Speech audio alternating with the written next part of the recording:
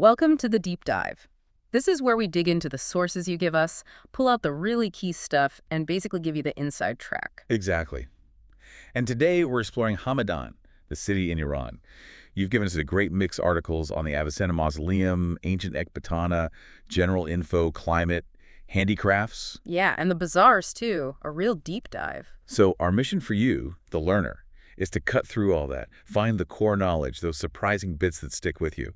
Make Hamedan make sense, without it feeling like homework. Okay, let's jump in. Hamadan. The first thing that hits you is just how old it is. Right. We're possibly talking 1100 BCE, mentions in Assyrian text. It's staggering. Over 3,000 years. Just incredible. And then there's its link to Ekbatana, the ancient city. Herodotus, the Greek historian, he said it was the capital of the Medes, maybe around 700 BCE. Didn't he have some story about the walls? Oh yeah, quite a story. He described this legendary founding by someone called Deioces, and these seven circular walls, each one higher, different colors. Colors, like... Well, white, black, crimson, blue, red. Yeah. And the inner two, get this, supposedly plated with silver and gold. Gold and silver walls. Okay, that sounds a bit much. Maybe more legend than fact. Yeah, fantastic account is how it's often described. I mean, logistically. Yeah. But the Nabonidus Chronicle, that gives us a more, maybe grounded view. What does that say? It records Cyrus the Great defeating the last Median king, Astyages, in Ekbatana. And it talks about seizing the country of Ekbatana.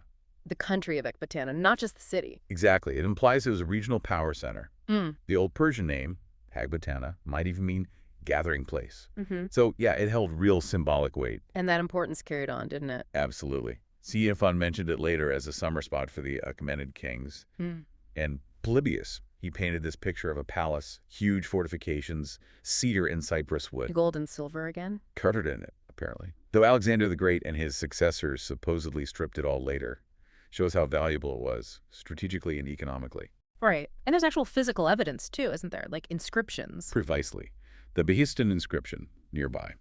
Darius I boasts about beating Phraortes, who'd occupied Ekbatana. Yeah. So it's clearly a major prize. It even pops up in the Bible. It does, yeah. Yeah. In the book of Ezra, it's called Ekbatana. That's where they found the scroll from King Darius, allowing the temple in Jerusalem to be rebuilt. Quite a reach, historically. So it was important for the Parthians and Sassanids, too. Kept its status as a summer capital in the Parthian era, stayed significant under the Sassanids. Then came the Arab conquest after the Battle of Nahavand in 642. And it had ups and downs after that. Definitely. Periods of damage, but then resurgence.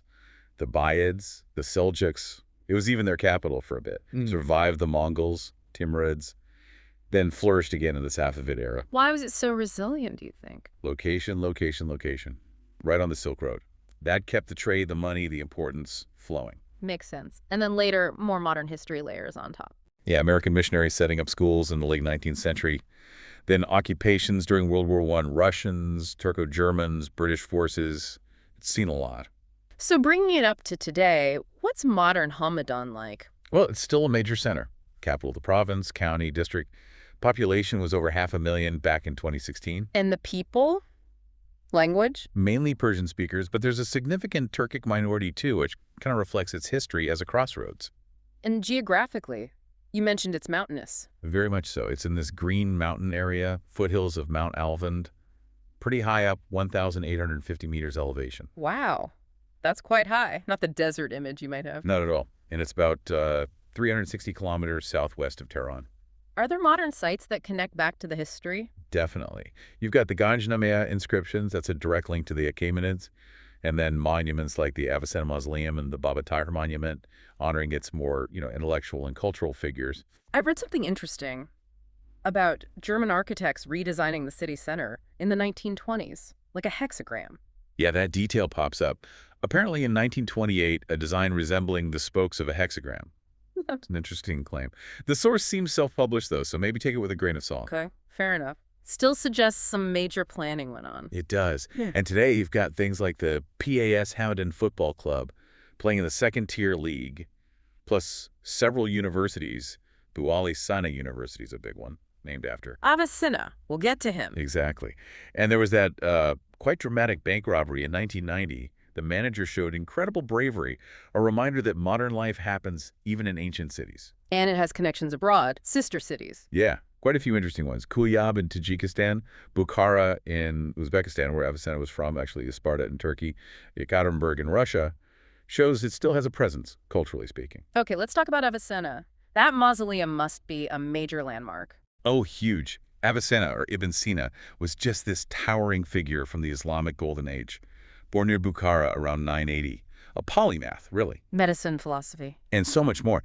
His influence, especially in medicine, was immense. The Book of Healing, the Canon of Medicine, these were standard texts for centuries, like until the 1600s, even in Europe. That's incredible longevity. It really is.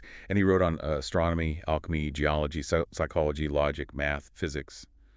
Just incredible breadth. They estimate maybe 450 works, and about 240 still survive. Wow. And the mausoleum itself, it's a National Heritage Site now. Declared in 1996. And it's more than just his tomb. It's got a library, a museum about his life and medicine, draws scholars, visitors, from all over. What's it like inside? Well, there are two main halls. The southern one is the museum, old coins, pottery, bronze stuff. The northern one is the library. His grave is just to the right as you go in. And someone else is buried there too. Yeah, his friend and host, Abu Sa'id Dakduk, is buried to the left. Yay. Avicenna actually stayed in his house for refuge. They were buried near each other initially. And the poet, Aref Kwazini, is in the courtyard too. So the building itself has changed over time. Oh, yes.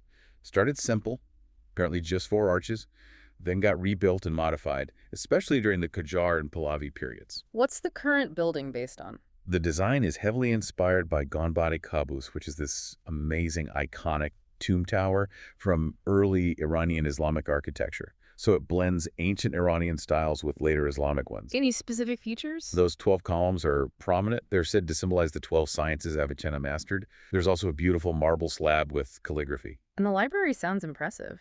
It is. Started during the millennium celebration of his birth, now has around 8,000 books, Persian, French, English, German.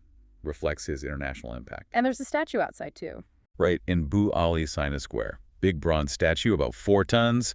Also commissioned for the Millennium celebration. They apparently did a lot of research to try and get his likeness right. Grains sound nice too. Gardens, fountains. Yeah, traditional Iranian garden style. Very green, peaceful. A good place for reflection. And the museum. You mentioned artifacts. Anything specific? Coins, pottery, bronzes from pre-Islamic and Islamic times. They even have a skull believed to be Avicenna's, plus exhibits on ancient medicine, herbal remedies, old surgical tools. Fascinating stuff. Really gives you a sense of the medical world he operated in. Okay, let's switch gears. The climate. You said the high elevation is key. Absolutely. It makes for a pretty distinct climate. Technically, it's sort of hot summer, Mediterranean-influenced continental, but it borders on cold, semi-arid. So, what does that mean day to day? Hot, dry summers, but the winters are really cold and snowy.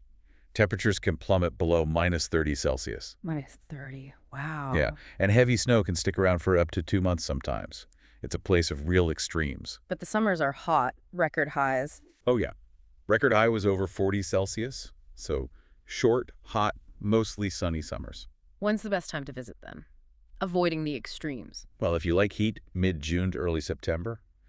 But for more comfortable general sightseeing, probably late May to late June or late August to early October, those shoulder seasons. Got it. Okay, moving on to something Hamedan seems famous for. Handicrafts. Oh, hugely important. The province is a major hub, ranked 5th nationally for types of crafts and second only to Isfahan for the number of workshops and artisans. And they practice a lot of different crafts. Around 85 of Iran's 267 known handicrafts are active there, which is, a lot. You've got specific centers too, like Laljan for pottery, Malair for wood carving. Let's talk about some specifics. Gilding. Gold and silver plating. Yeah, it's an old, valuable craft. Beading intricate patterns onto thin metal plates, used on glass, wood, ceramics. Makes for some very luxurious souvenirs, valued by the gold content. Sounds expensive. What about jewelry? Also popular. Ring making especially. Silver and gold, set with precious or semi-precious stones. Another sign of the metalworking skills there. And gilding on glass. That sounds delicate. It is. Decorating traditional glass containers, rosewater sprinklers, bowls with gold water, and traditional patterns. Very intricate. Okay. And Laljan pottery. That's the big one. Right. World famous, yeah. Mm-hmm. You see it everywhere in the markets there. Laljan is basically the pottery capital of Iran. Thousands of workshops employing thousands of people. Accounts for a big chunk of the province's exports. Is it still made traditionally? A lot of it, yes. They still use hand wheels extensively. high quality, known for originality. The tradition goes back maybe over 700 years. There's even a legend linking it to Genghis Khan bringing potters back from China, but who knows? What kind of things do they make? All sorts. Dishes, decorative items, glazed ceramics, even clay paintings and sculptures. Sometimes combined with other arts, you can actually see differences between older pieces, say pre-80 years ago, and newer ones in the shapes, glazes, patterns. Interesting. What else? Tiles. Polychrome tiles, yeah. Those beautiful 7-color tiles you see on mosques and shrines. Hamedan and Laljan are main producers. And wood industries. Malair seems key there. Definitely. Malair furniture is famous, especially inlaid sofas. They make something like over 60% of the national production of inlaid sofas. It's huge. They even have an annual furniture and carving festival. Wow. How many workshops? Over 4,500 just for furniture and carving in Malair. And the carving tradition itself might go way back, maybe even to the Medes and Achaemenids. Malair was officially recognized as the National City of Wood Carving in 2011. What's inlay? Is that different from carving? Yeah, inlaying, or monobat kari, uses tiny, delicate slices of wood, shell, sometimes ivory, to create intricate patterns on the surface. Very detailed work. Wood turning, karate, is another old craft, making symmetrical objects on a lathe.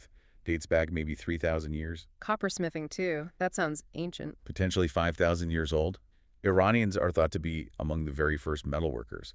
You still see lots of handmade copper pots, bowls, plates in Hamedan, sometimes with calligraphy added. It just keeps going. Musical instruments, metalworking. Yep, traditional instruments like the sitar are made there, and general metalworking, forging, knife making, traditional tools, knives with decorated handles. And leather. I read Hamadan was known for leather. It has a very long history, yeah, over 3,000 years. Helped by the climate being good for raising livestock, it was called the Tannery City. The first modern leather factory in Iran was built there in the early 1930s. Is it still a big industry? It used to be a major hub, exporting a lot. Many of the old tanneries have closed, but they still produce high-quality leather goods, belts, bags, shoes. Some still exported to Europe. There's a quote from William Jackson around 1902 calling it Iran's warehouse for leather. One more pearl weaving. That sounds unusual. It's quite unique to Malair and some villages nearby. They use stems from a type of red willow called marwar.